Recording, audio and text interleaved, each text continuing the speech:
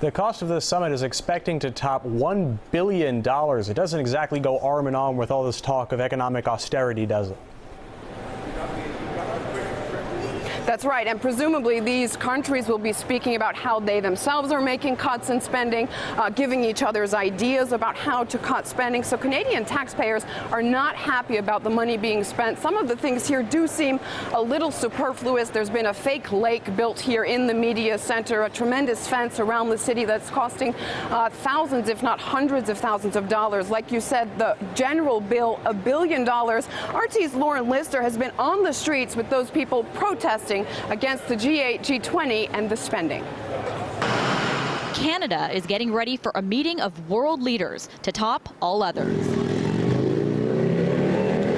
In security, that is, and it's for two meetings, really. We have 20,000 people working for the security of both the G8 summit in Huntsville and the G20 summit here in Toronto. By people, he means police, security guards, even Air Force, here in Toronto, locking down the city days ahead of the G20 summit, causing some to call it a police state and adding to a security bill estimated to be the largest in G8, G20 history, also in the host countries. It is the biggest security operation in Canadian history, so it's bigger than the Olympics that just happened in Vancouver. The biggest, and I bet not even an Olympic athlete could scale this fence, 12 feet high, stretching 5 kilometers in the city, right now serving as a place for cops to hang their hats, but ultimately It's from protesters to prevent them from gaining access or to the summit site itself.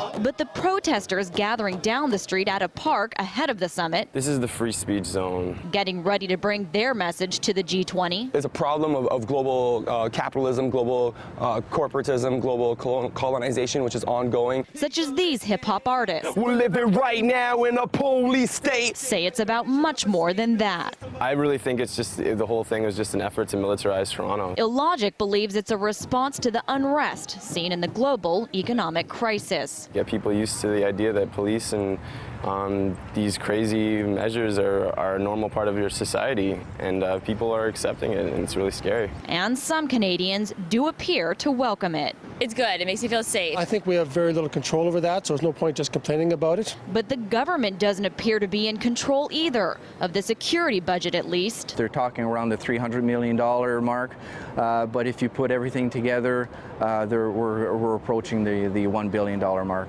Maybe the Canadian government made up for some of that money here at the Press Centre, where they were reportedly to have a $2 million fake lake to showcase Canada's beauty. Clearly, I came prepared. Well, in reality, looks like it turned out to be more of a wading pool. No, it wasn't $2 million. The $2 million was for the whole setup of Experience Canada.